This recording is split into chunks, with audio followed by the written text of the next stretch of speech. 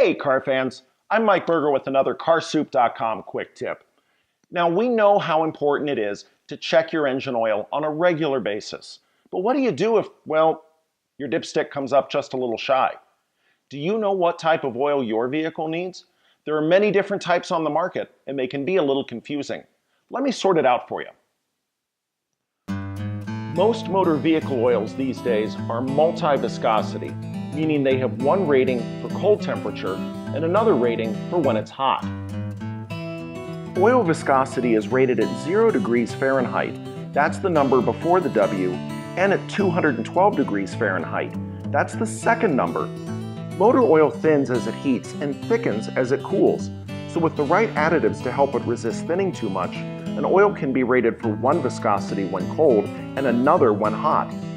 The more resistant it is to thinning, the higher that second number is going to be, a 10 weight 40 versus, say, a 10 weight 30.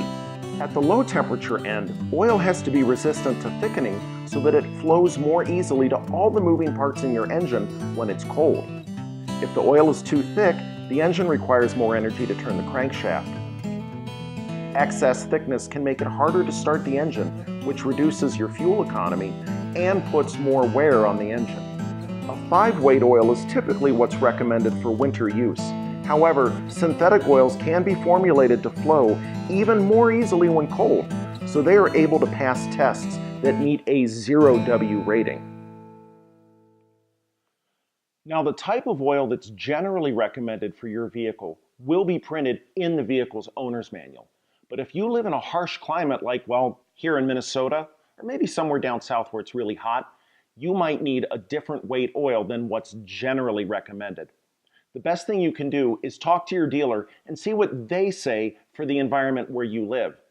Now, if you do check your oil and find that it was a little short, but you're not sure what was put in the last time, just check on the receipt. The weight and the type of oil is usually printed on there. I'm Mike Berger with CarSoup.com, and we'll see you down the road.